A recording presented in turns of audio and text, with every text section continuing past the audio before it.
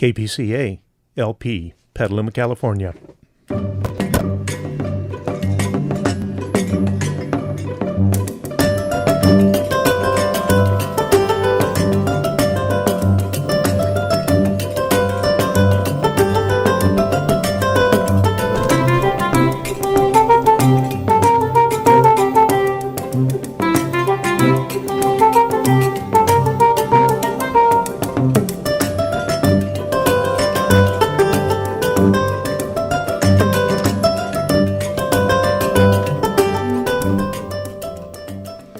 Well, good afternoon, Petaluma. Well, good afternoon, everybody. Hi, Matt. Hi, Jim. How are you? I'm fine, thank you. How are you doing? Good. So Folks, it's 12 noon? Yeah. What does that mean? That means it's two Mooks and a mic. So it's howdy doody time. It is, and that's Matt McGuire over there talking. And that's Jim Thomas over there, our co-host. Yeah, we're co-hosting. And Matt, you caught me by surprise. I mean, I was like reading and just taking a little snooze, and all of a sudden I hear our ferocious ferret, industrious ferret music, and I'm like, whoa, it's time to go. Time to ruin your lunch hour, folks. Oh my God, that's right. So hang in there. We have some good news at the end somewhere. We might sprinkle it with good news here, but we got to get to the facts. Yeah. Hey, listen, today is the summer solstice, so I want to wish all our listeners a happy summer, longest day of the year. Longest day of the year, and as of tomorrow, it starts getting shorter and shorter. We're back to winter, Matt. Oh, no. Yeah, but this is the time to be out in any sort of megaliths and dancing and doing whatever you do. Dolmens. Dolmens.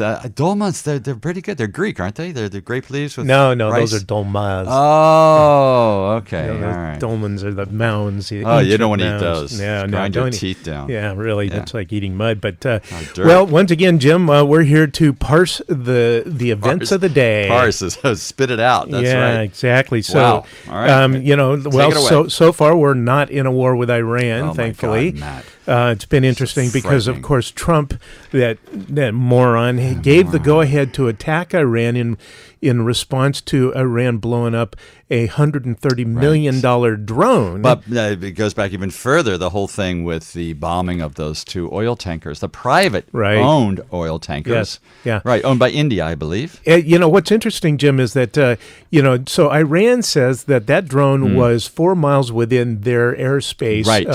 They have a 12-mile border off their coast. It's pretty tight. That they say is their territories. Yeah. The U.S. says that they were 21 miles from the coast. Gee, who are you going to believe? And, here's a couple thoughts to help you decide. Okay. Iran actually gave the GPS coordinates of where they blew the thing up. So did the United States do the same thing? No, they didn't. And when Pompeo was asked about it, was not unable to get any sort of backup information? Well, they did give a photograph of a drone being exploded in midair, but it had no context, no geolocation, nothing. Trust us. Yeah, trust us. Right. There you go. And then, Iran also said, and they picked up pieces in their waters of the blown up drone. Which they've shown. I've seen those, yeah. And of course we know, and listeners, I know if you've listened to us before, that we've said this many times, that it's John Bolton and Mike Pompeo That's right. who are the warmongers here. They've been itching to start a war with Iran for like-ever. Yeah, and I think that they actually, from what I've read, some of the aides of Trump's aides are saying that there's actually quite a battle going on in the White House, that they are arguing really heavily to bomb Iran, and Trump is reluctant to do that. Yeah, and in fact, so other than Bolton and Pompeo, the top officials at the Pentagon are opposed to it. They're saying this is likely to escalate and rapidly get out of control. Yes, exactly right. And also, here's another bit. So Iran actually said that there was a jet accompanying that drone, and it had 35 people on it. It was also violating their airspace, they said, but they chose not to shoot it down. That's right. It was a military jet, and it had people working, surveilling some things, and they actually targeted it, but they decided not to do that. Exactly. So, Matt, this is where it's really gets dicey, because going to war, which, God, I can't believe I'm even saying this, going to war with Iran, bombing them, it's going to be so nuts, because it's not like going into Iraq or Afghanistan. Iran has its fingers in all these countries in the Middle East, and also can target Israel, and probably has Israel targeted. Maybe not directly, but through its agencies. And actually has a much more sophisticated military. Yes, that's right. And the fact that they were able to shoot down that drone, which is specifically designed to avoid being shot down. That says a lot, doesn't says it? that they have capabilities that say that if America wants to tangle with them, it could get ugly in a hurry. And this is what Iran said they wanted to do. Why they did this, they're pointing out that they have the technology to fight America. Yeah, now It's it's gonna obviously be would be an imbalanced mess. war. But, let's hope that rational minds there in Washington, D.C. Right, thank you. continue to assert, rational behavior. Right, and unlike Senator Tom Cotton, who advocates bombing Iran, bombing the sites, probably carpet bombing, I can't believe he's even saying that, but we are praying and hoping that we do not go to war. Yeah. Well, and, in the background, Trump's defense secretary, his acting defense secretary, Pat Shanahan, who's a former Boeing executive, backed out of the appointment process. Yeah, because of they had really ugly domestic violence incidences. Really pretty bad. His son is beating his mom with a baseball bat. And the mom was beating the husband. Yeah, but they both were punching each other in the face. That's around 2010. Perfect for defense, right? Yeah, exactly. And so, suddenly it's like, but, this raises that whole issue about the competency of the White House. When you're going to be appointing people to, these very critical, agency heads or positions of tremendous power in operating the government, you think that you'd actually give it some serious vetting? Thank you. Yes. And the next guy that Trump is vetting or proposing, he was a former executive of Raytheon. Yeah. So here we go. Another defense contractor coming in as the Secretary of War. Well, yeah. And this guy, he's Mark Esper, is the current Secretary of the Army, and he's an entrenched bureaucrat eager to please his boss, as people say. How about that? Yeah. So bootlicker. Yeah, exactly. So, the president wants it? Okay. I heard two versions, Matt. I heard that Trump actually launched fighters to go after Iran and called them back. That's right. And then I heard that he actually didn't do it at all. So regardless, he pulled it. He said, we're not going to do that. And apparently he did this because somebody said, there will be 150 people killed. And to his credit, they were just going to target radar installations and missile batteries. Missile batteries. But still, the fact that Trump was upset about that or cautious about that is a good sign. Let's hope that he doesn't change his mind. Yeah. So we don't know with this guy. We know that the last person to talk to him has a lot of sway. So he has basically blown it since he pulled out of the accord that we had with Iran. Yeah. And by the nuclear prohibition. That's right. And Iran is now starting to increase its concentration of refined uranium. That's right, and they're announcing they're going to be ramping this up. Yeah. So, I mean, and this is completely predictable. You he pulls out of the deal because Obama's fingerprints were on it. Thank you. And, Europe, China, Russia, they're all part of the deal going, don't do that, don't do that. That's right. This is provocation on Iran, And when the United States, when Trump pulled out, Iran still held to the deal. For the longest time. Now, they are ramping up their concentration of uranium at this point to try to force the European Union to step up to the plate. And relax some of the sanctions that they have on them. Exactly, or find a way around the sanctions that the U.S. has put on them. Because basically, we're starving their population. Yep. They can't get medicine. All kinds of terrible stuff. And, granted, yes, they've got a petro economy, which is nobody should have these days. But that's what they have to work with. That's what they have, yeah. And that's their main source of income. And for Trump and his warmongers to inflict that on a whole society is really a crime, an international crime, a human rights violation. Absolutely, Matt. That's so true. But that's all in keeping with the Trump administration. It is. The whole thing, what he's doing with migrant kids. I mean, it's just all the same Well, stuff. I mean, I was pleased to read one thing. What's that? That the Senate actually voted and passed a bill to block the $8 billion arms deal with Saudi Arabia. Saudi Arabia, yes. And that was bipartisan. And the Arabic Emirates. And it was bipartisan, not strongly, but I think 7 or so Republican senators supported that. But this is the thing. So, they're furious because Trump had declared a quote-unquote emergency to justify this arms sales. There we go. Yeah, emergency, like my corporation buddies need to make more profit with the weaponry of war. That's what he uses to get around whatever he wants to do. He gets around Congress to do whatever he wants. Yeah, declare an emergency. Now, the House is going to vote on it, and the House is going to vote to block that deal. Of course they and are. Trump is going to veto it, and it's unlikely that they'll be able to muster the 2/3 vote to override a veto. But, it's showing some nascent courage on a few It's Republican just senators' not part. moving fast enough Not for me, nearly Matt. enough. Not fast enough. I don't sleep well at night, and partly is because of this. Yeah, partly is exactly. because too many dogs on the bed, but that's also part of it. Is that a metaphor? Yeah.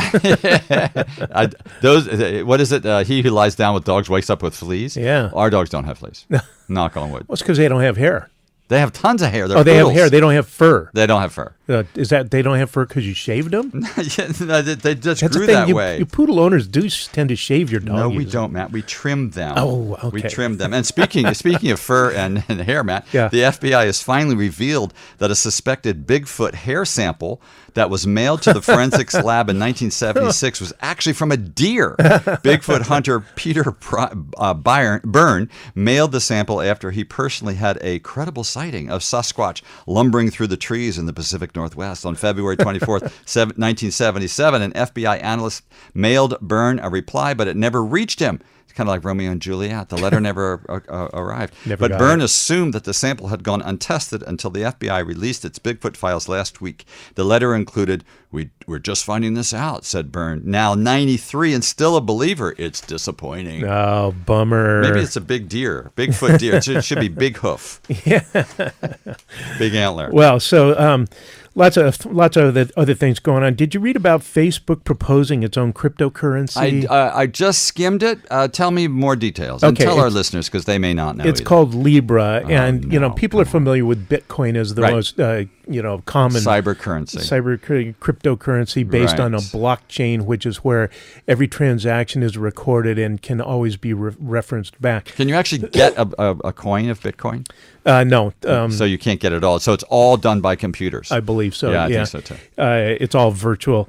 But this Libra cryptocurrency, unlike Bitcoin, would be backed by actual money, Hey, various currencies and government back securities. to the gold standard. And it won't fluctuate that much like Bitcoin, because Yeah. part of Bitcoin's Phew. whole thing is that speculators salivate on it because it's all speculation. And it goes high and low within minutes. Yeah, and if it becomes a craze, then you can become a bazillionaire, and Then you become people crazy. have. And they have. That's And right. what's an interesting side note is that because it takes this massive amount of mathematical calculation to quote unquote mine a Bitcoin, that is to say, create a new virtual unit of Bitcoin, Okay. it's starting to have a huge impact on the energy consumption in the world. Really? They're saying that it's taking so much energy, it's comparable to the city the size of Las Vegas. You're kidding. To- Just these people using their computers to generate and, Bitcoin. and track Bitcoin. Yeah. Wow. Isn't that crazy? That's crazy. Yeah, and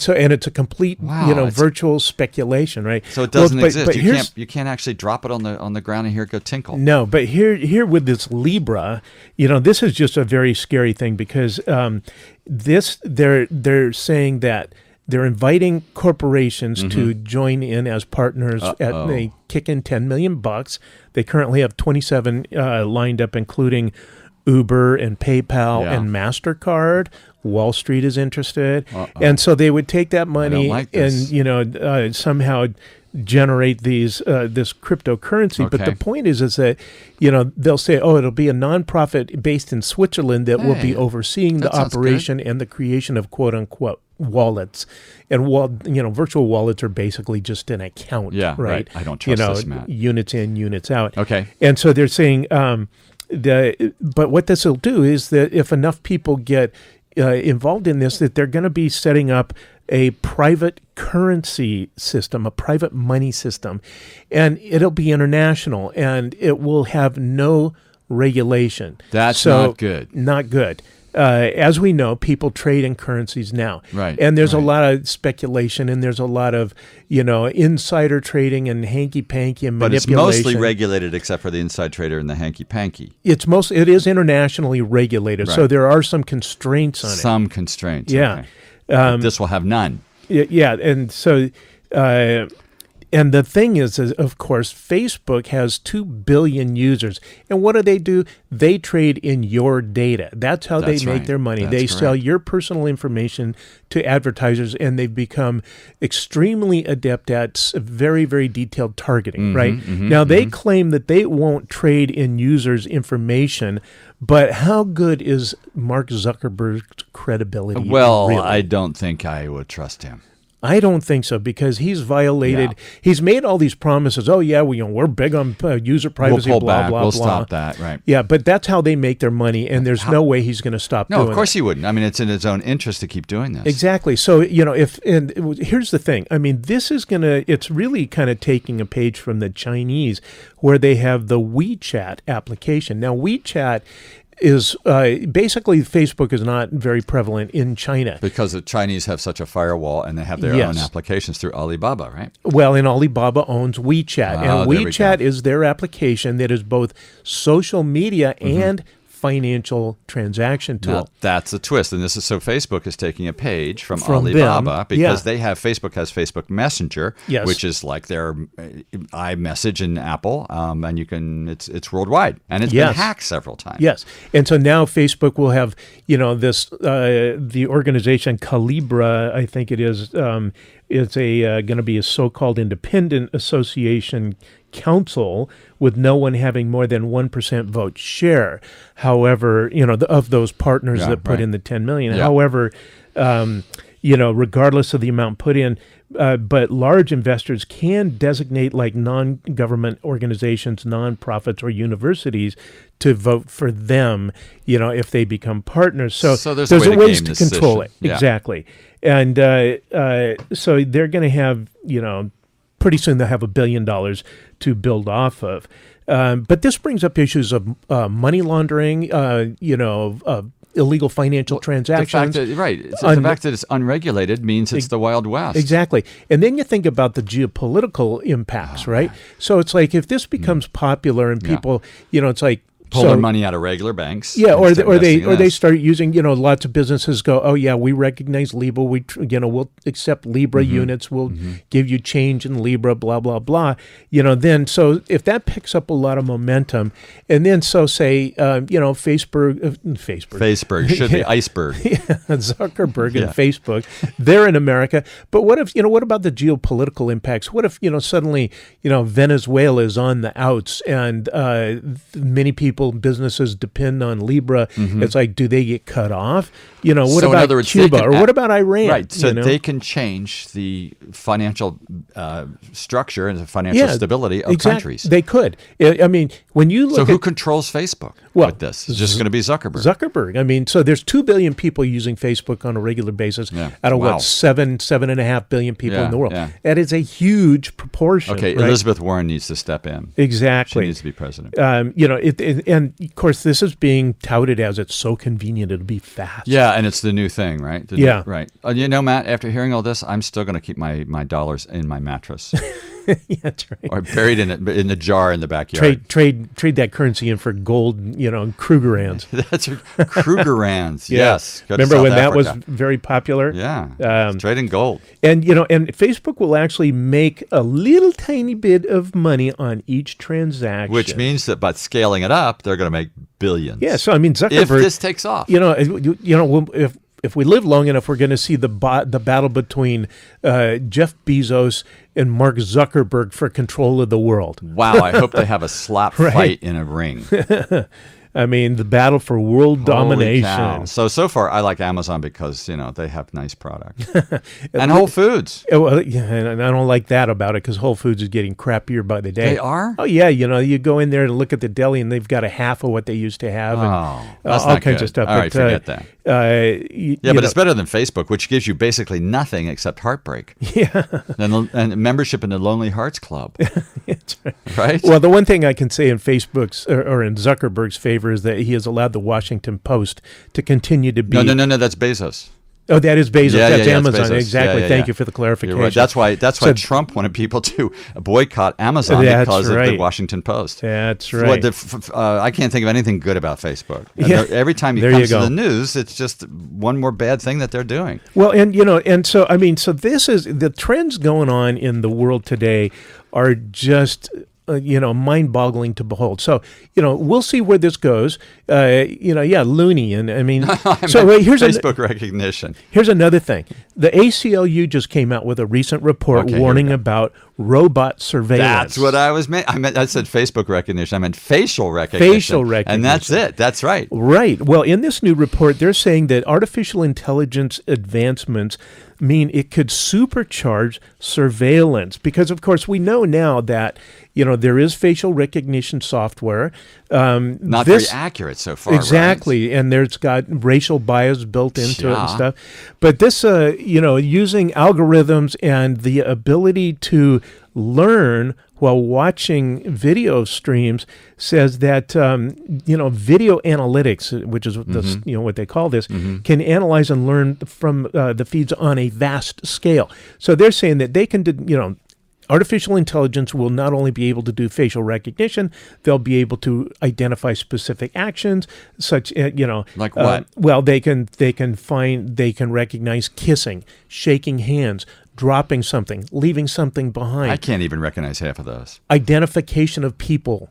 Wow. They can identify specific actions, suspicious activities. Like scratching your right ear with your left hand. Right. I mean, it's basically incredibly ripe for abuse because people are saying that, even the security, experts go, there's all these cameras, millions, tens of millions of cameras around the country. Yeah.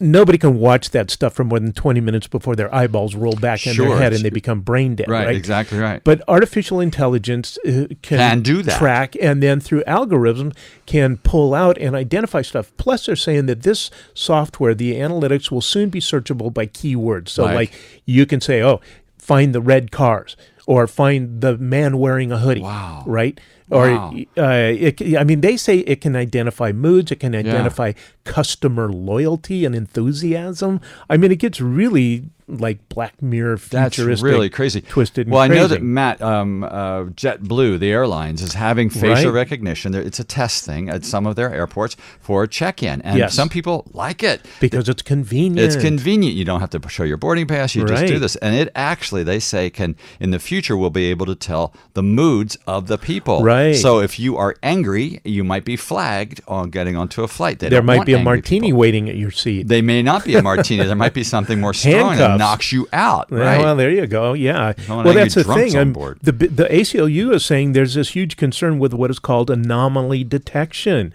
And it can anomaly detection. So if you stick out of a crowd, it can single out an individual for unusual or atypical behavior. Right. So my tick will get me, and I don't mean the kind of sucking kind. I was going to say, I thought you got up with fleas, not ticks. Ticks and fleas. And spiders. Basically, right now there's no regulation on this stuff. Oh, great! At this So point, this right? again, this So is you like take technology jumping ahead of way legislation. ahead. Yeah, you take a corporation like Amazon or Facebook. or Apple or Google, and they tout it as being wonderful. Yeah, and then it's convenient, and suddenly it's embedded in the society. Right, that's right. And yet, our government, our social contract with each other to prevent abuses and stuff is lagging miles Goes out the behind. window. Sure. One of the things that Apple phones, the iPhone, the 10, the X, they touted was you just look at your phone, it reads your face, and it unlocks it for you. Yeah, how about Matt, that? I think we should put our phones down, step out of our backyards, and talk to our neighbors over the fence. I do talk to my neighbor over the fence, actually. You don't throw things at them?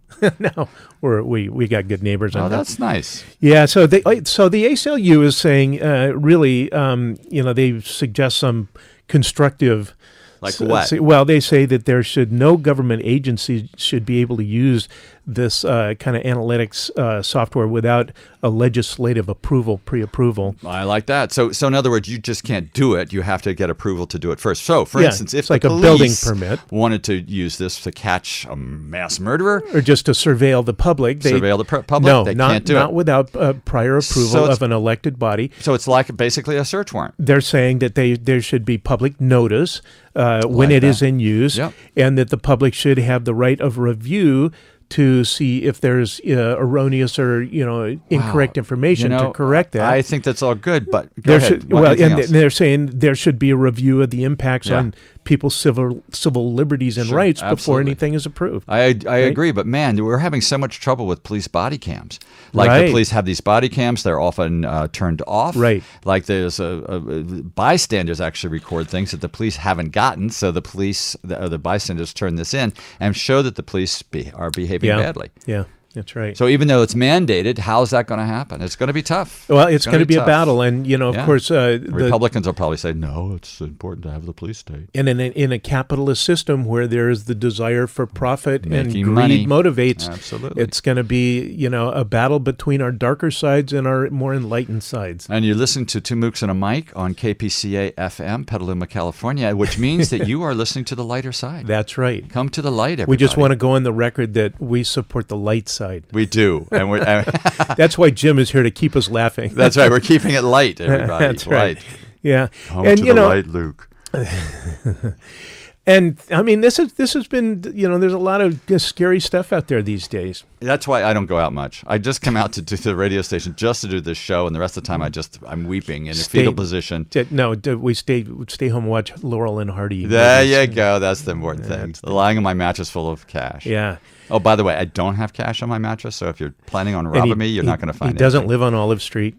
I don't live on Olive Street at all. Matt doesn't live on D Street. That's right. Doesn't at all. Yeah. Well, and so, again, in the country, the rot has set in, and Trump had vowed last week that he was going to be arresting and deporting millions of immigrants, right? Yes, it never ends, Matt. Yeah. It's like I feel like I'm in an insane asylum, and I'm going nuts. The and loonies are running the show. And more than the cruel loonies. This is cruelty. The vicious. It's cruelty. Well, the Trump...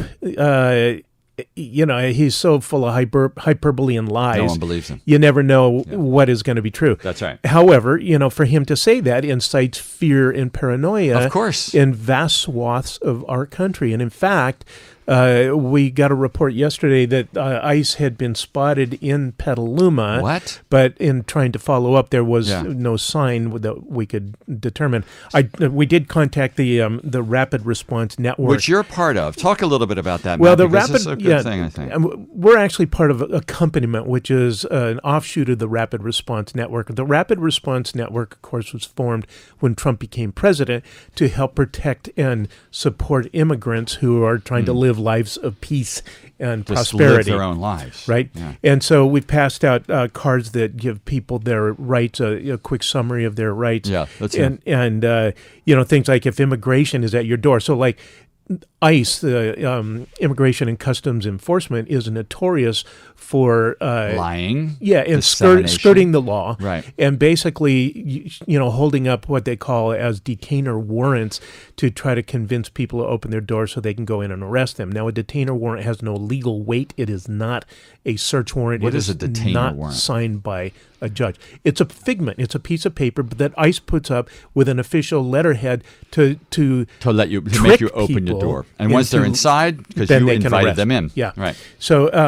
the card has information like if immigration is at your door, don't open your door, remain silent, call the hotline number, which I'm going to give out, show this red card to the agent, which says, here's my rights and I don't have to speak to you. Good. And it says, don't sign anything. Now, it's a local 24-hour hotline. The phone number is area code 707-800-4544. If anybody sees ICE in our neighborhood, in our town, call that number and let them know where you see them. Like that. Because Rapid Response will send out legal observers to watch and film what ICE is doing. Since they've been notorious about violating the law, it's important to document that so that if somebody gets arrested and they were arrested under chicanery and Right. trickery, then when they eventually get to court, they have a better chance of not being deported or convicted. And you're one of the people to go and just observe, correct? I'm not, no. Where accompaniment is the next step out, that is to work with immigrants in their, whatever their needs are, whether it's housing, legal documents, okay. going to court with them, that sort of thing. Okay. But there is a whole cadre of people who are trained to go out and do this when they the observing and filming. And, yes. and they're basically are bearing witness. That's yeah, what they're doing. documenting. Yeah. Exactly. So if anybody sees ICE in the that our number community, again, yeah. call 707-800-4544 and report what you see. And if you want to learn more about this, you can go to northbayop.org. That's northbayop.org/rapid response. That's great. That's the website. So Good information. yeah, and but this just, I mean, the fact that there was a report that ICE was seeing may just be that people are really nervous. We've got a lot of Hispanic, Central American, Mexican members in our community, Latinos. very good folks.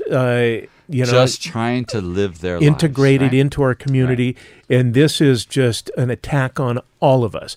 And currently, the head of ICE is Mark Morgan. He's a hardliner who on Fox News is always like, lock him up. And he says that he means to beef up what he says is interior enforcement. That is, to go after families who have deportation orders against them. Department of Justice last year has started accelerating those deportation orders. They are completely immoral and wrong. This is, they say coming into the country without documentation is a crime. It is a technical violation, but this is the crime they're saying that makes these people criminals, and that is wrong. That is not right. Matt, coming into the country, if you ask for asylum, these people who ask for asylum have to have a hearing. They Yes. can't be deported right away. Is that correct? And they are not. They have done nothing illegal, but many, millions have come over and not asked for asylum. So they have technically violated, the laws. But it is Right. that these are not criminal people. These are people who are now part of our. Who are fleeing. Yeah, who are fleeing the conditions in their countries that the Might United get them States killed. government is in many cases responsible And for. allowing. Now, this guy Morgan is saying that this is necessary to quote uphold the integrity of the legal system, unquote. Bullpucky, Right? that's- Well, here's what the legal system is doing Yeah, today. okay. They're locking up kids on the border. They're taking them away from Yes, their they parents. are. Still, they're supposed to have them for no more than 72 hours. There was a teenage mom with a premature baby that's had right. been locked up for 9 days before somebody Yes, that's found her at a Border Patrol facility.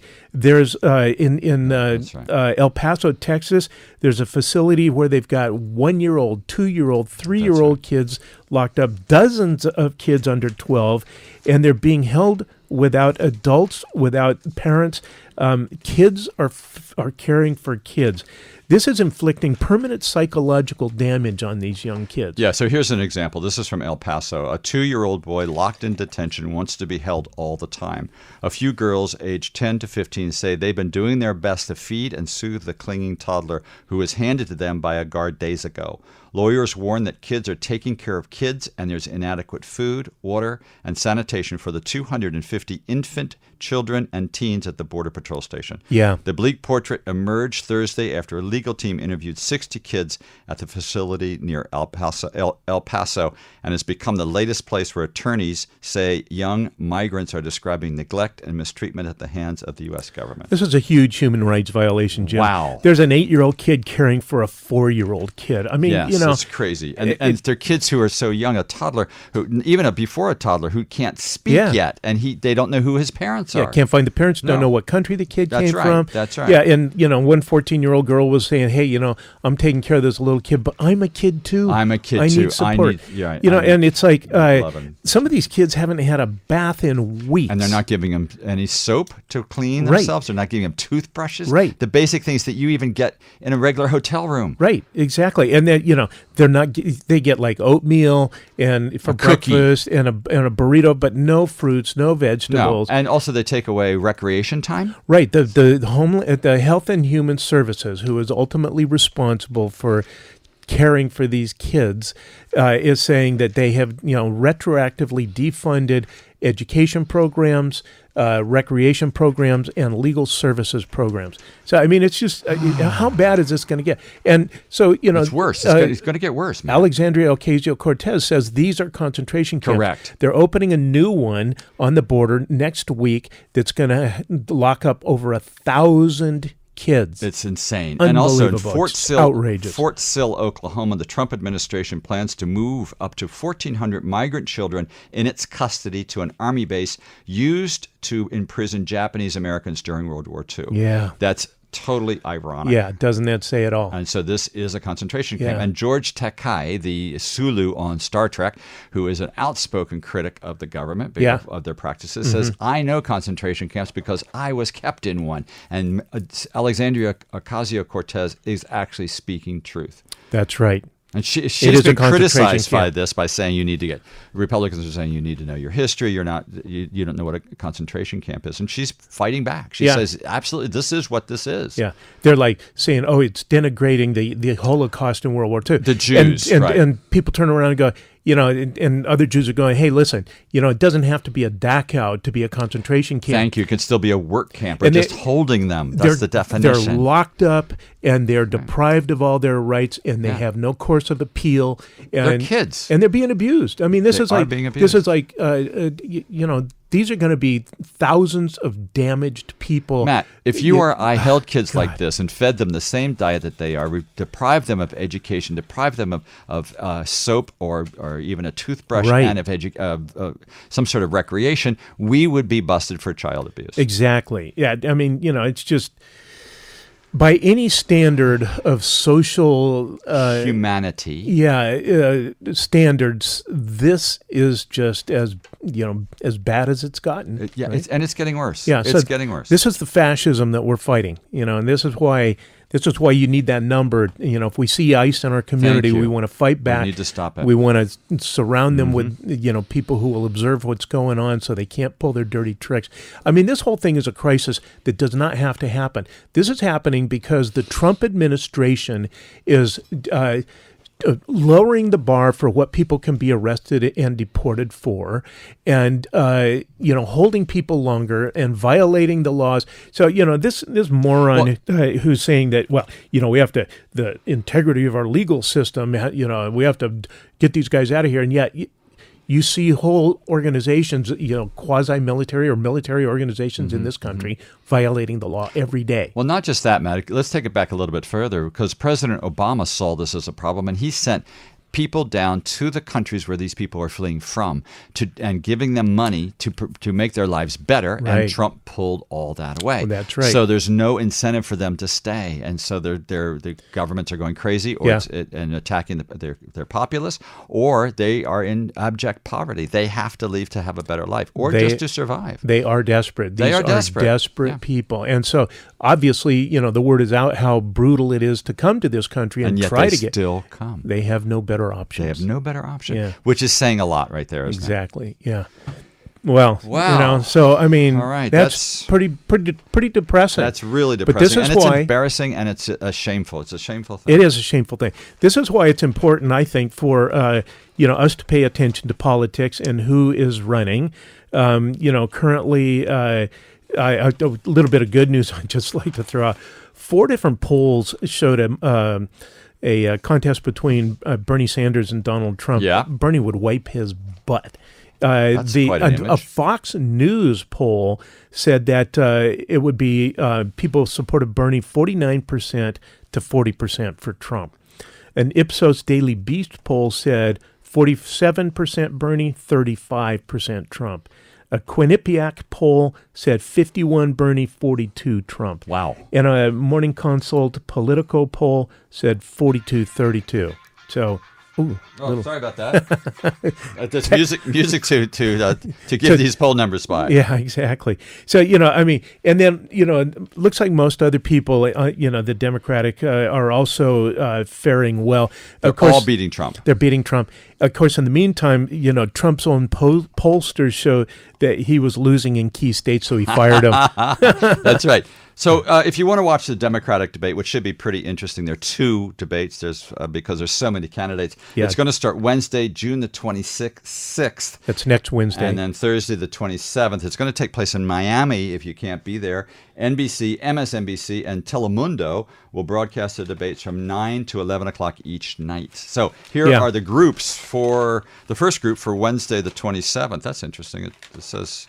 It should be the 26th. Yeah. Elizabeth Warren, Cory Booker, Amy Klobuchar, Beto O'Rourke, John Delaney of Maryland, Tulsi Gabbard from Hawaii, Tim Ryan, Governor Jay Inslee, Housing Secretary Julian Castro, and Bill de Blasio. Yeah. And the second one, Thursday the 27th, is Joe Biden, Bernie Sanders, Kamala Harris, Kristen Gillibrand, Michael Bennett, Pete Buttigieg, John Hickenlooper, Eric Swalwell, Marianne Williamson, and Andrew Yang. So there's interesting people both nights, but I think most people are going to watch because Biden is like the leader. But is he going to show up? Because he sure didn't show up at the Democratic convention here in San Francisco a couple of weeks ago. That's true. But it's been, Biden, you just want to kick him in the butt, The guy is like, shake him. I'm like Mr. Enthusiasm, and I'm all about empowering people, blah, blah, blah. Well, now he's getting some well-earned criticism because he was talking to a bunch of Wall Street bankers who love him about how he, back in the day, got along just fine with a couple of the worst segregationists in the Senate. Yeah. That was Talmadge from Georgia and Eastland from Mississippi. He's and made some missteps. Well, we got stuff done, and, And that's his big thing, isn't it? That he's able to work both sides. Yeah, well, the kinds of things that he got done, which he's also getting criticism for, are that he worked with those segregationists to block school busing to desegregate schools, and he supported the crime bill in '94 that fed mass incarceration of blacks and minority people, right? Yeah, that's right. So now he's going, people are going like, hey, those were really inappropriate comments you made, Joe. And so he's like upsetting people like Cory Booker, Kamala Harris, Donna Brazile. She was shocked. She used to be head of the Democratic Party, and people are mad and sad. And, Cory Booker says he needs to apologize. Well, Joe got up on his high horse and he says Booker needs to apologize. Yeah, he says, well, there's not a racist bone in my body, and Cory Booker needs to apologize. Mm-hmm. So, and Booker, he goes, well, Biden says they know better. Apologize for what? Cory should apologize. He knows better. There's not a racist bone in my body. I've been involved in civil rights my whole career, period. But Booker says that, Biden calling on him to apologize was really problematic. And he says that, I don't understand why he needs this lesson about racial sensitivity.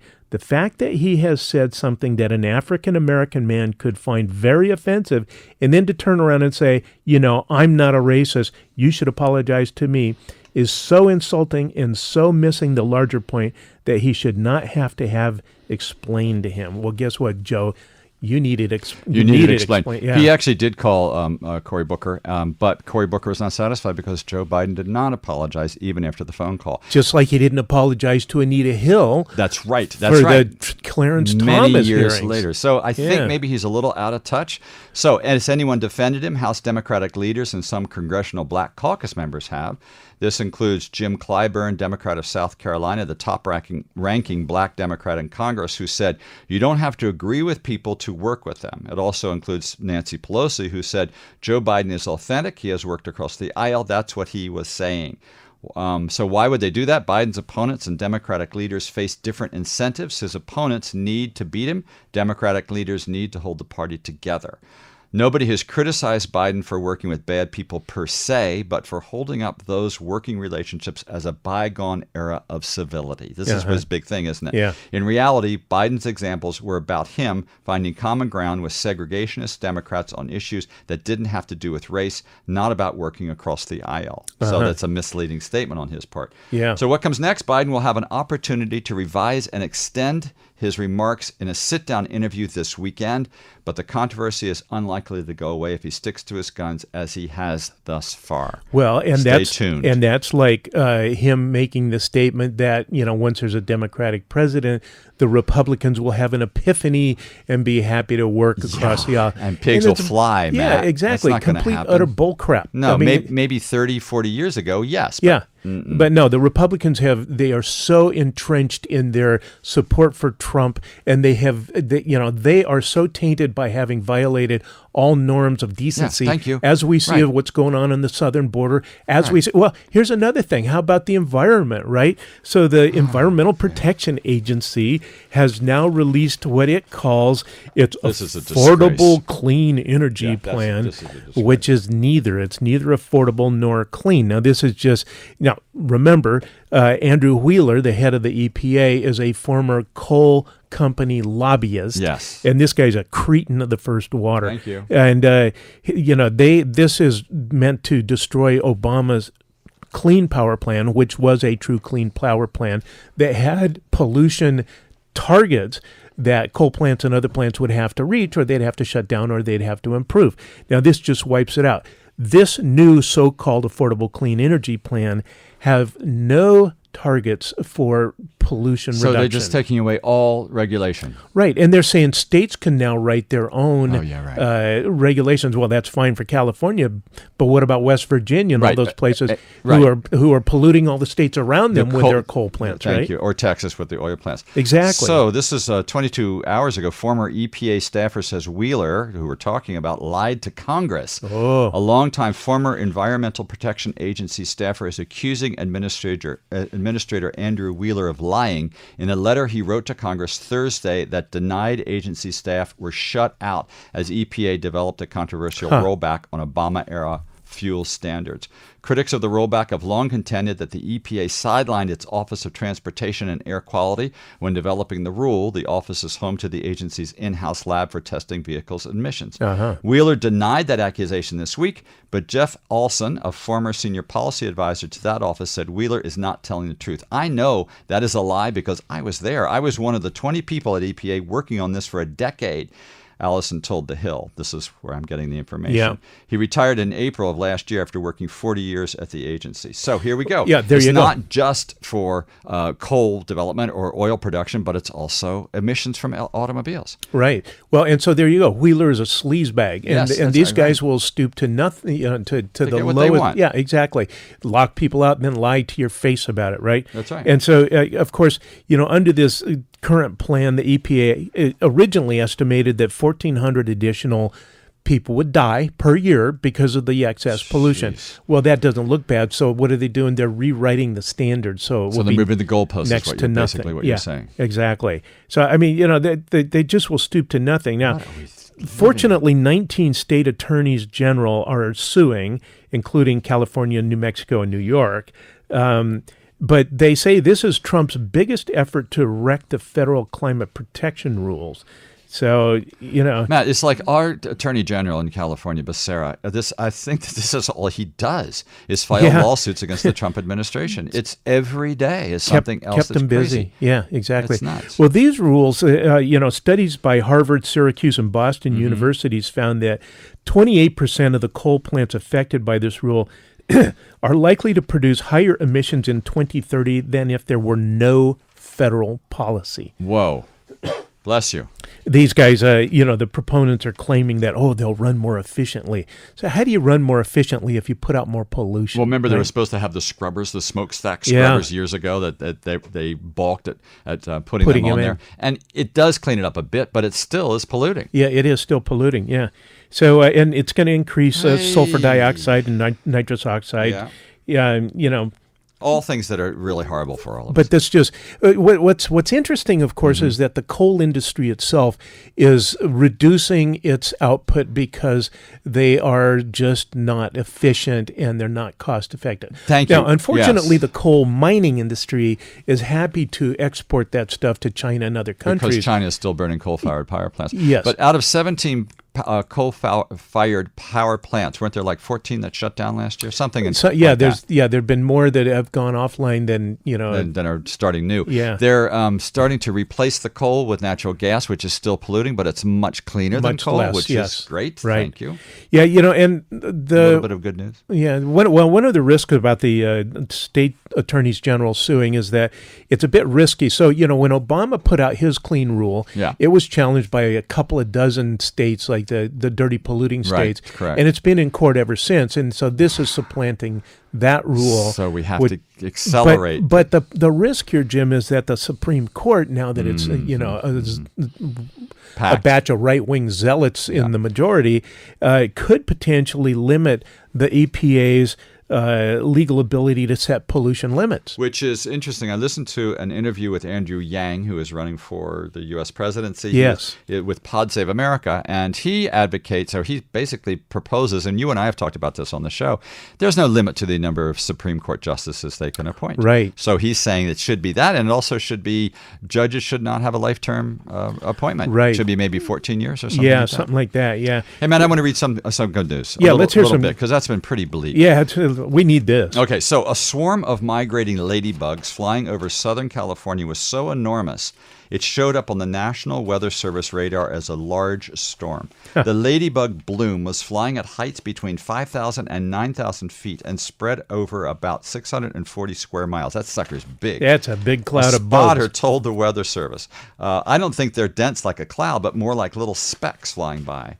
The Weather Service notified followers on Twitter that the big blob on radar images is not precipitation. It's actually a cloud of ladybugs. Nah. Always good to have ladybugs in your garden. But, right? I wouldn't want to be under that cloud because that'd be a lot of ladybug poop, too. They don't do that. They don't? They're ladies. If they were dude bugs, they definitely would. Or dung beetles. Good to hear this. I'm glad to know that. Yeah, little tidbit there. Well, this is some news that I always take malicious glee in. All right, let's hear. The National Rifle Association is your still buddies. in turmoil. Still, I thought they cleaned their act up. Oh, well, Shot themselves in the foot. They actually accused their top lobbyist, whose name is Chris Cox, of conspiring with Ollie North. Remember, What? Ollie North was the president that, he had Dwayne to resign. LaPierre, Yeah, because he accused the NRA of excessive and illegal expenditures, and he was trying to, drive out Wayne LaPierre, the CEO. I'm sure it wasn't altruistic on Ollie North's part. Cox is the number 2 person at the NRA, and he's head of their political arm. But in a lawsuit by the NRA, they say that they're actually suing Ollie North, and they say that Cox conspired with him to get rid of Wayne LaPierre. So they put Cox on leave. And Paid leave, probably. Well, Who knows? I don't know. Probably not. All the ammunition you can carry. Yeah, that's it. That's it. But once again, I just have my little advice for those folks. Shoot it out, you mothers. Shoot it out. It'll be shoot so it much out. more quick. That'd be so great. AK-47s at 15 yards. Yeah, they can be on Fifth Avenue, and Trump could be. That's right. He can be the moderator. Yeah, the umpire. So. Wow. So, Matt, this is important, and this is probably the most important thing of all the things we've been reading. All right. The FBI has finally revealed that a suspected Bigfoot hair sample that was mailed to its forensic lab in 1976 was actually from a deer. Bigfoot hunter Peter Byrne mailed the sample after he personally had a credible sighting of Sasquatch lumbering through the trees in the Pacific Northwest. On February the 24th, 1977, an FBI analyst mailed Byrne a reply, but it never reached him, and Byrne assumed the sample had gone untested until the FBI released its Bigfoot files last week. The letter included, "We're just finding this out," said Byrne. He's now 93 and still a believer. He says it's disappointing. Well, he should still believe because that Sasquatch could have been wearing a deer coat. A deer coat, the way the Miwoks used to do. Exactly. That's right. And, it could have been. It says right there, credible sighting. That's right. So what are you going to believe, the FBI or your lion eyes? Exactly. Wow. My lion eyes. Well, Jim, over 70 Democrats now support impeachment hearings Woohoo! on Trump. And all right, the 70. numbers are building. And here's what's interesting. Wait, hold on. Is that in the House and in the Senate? No, just the House. Just the House. I believe, okay. yeah. In the House, That's where it starts. Yeah, exactly. So Yeah. that's about, what, a third of the Democrats. That's pretty damn And the good. numbers are growing. And here's what's interesting about that.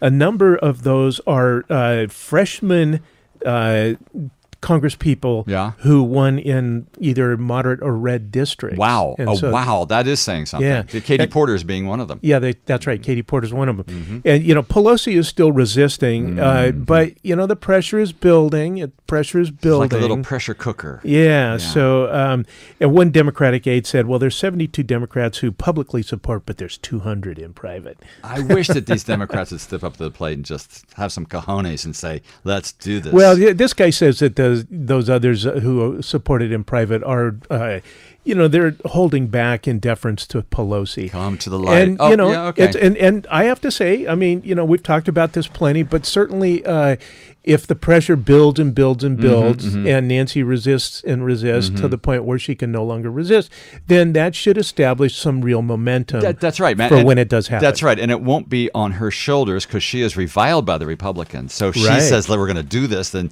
it could be failure before they even start out of the gate. But if there's the momentum and she says, I'm just doing the will of Congress. Yeah, the will well, of the and as this goes on and continues to get media coverage, then there is more awareness in the American populace, which is important to need educate the masses. Exactly, and then educate them and then opiate them in that order. That's right. Are we educating or opiating our listeners? I hope we're opiating, but I think we're educating. But it ain't irritating them. I'll tell you this, folks.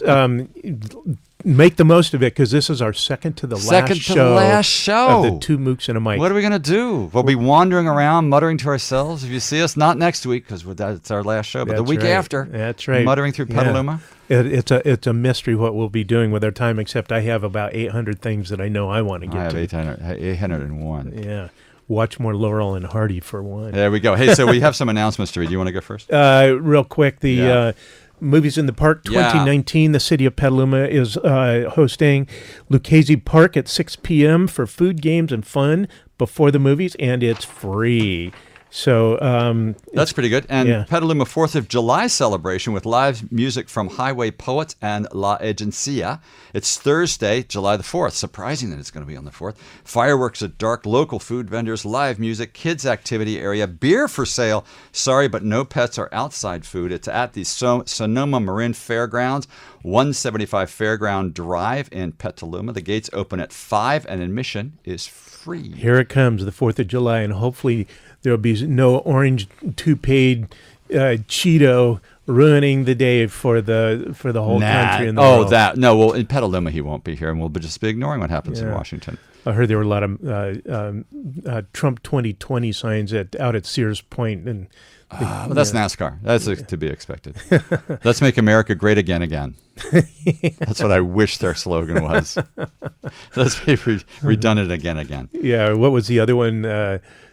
Keep America great, CAG, and CAG, Jimmy Kimmel was like, CAG me with a spoon. That's right, exactly right. Well, folks, thanks for sticking with us. This has been Two Mooks and a Mic. Right, everybody. We'll be back next week. That's it. But that'll be it. Tune in and tell your children and grandparents to tune in too, because it's our last show. That's right. Yeah, have a great week, hope everybody. You'll join us then. But so. in the meantime, happy summer solstice. Yeah, solstice, long day. Ta-ta.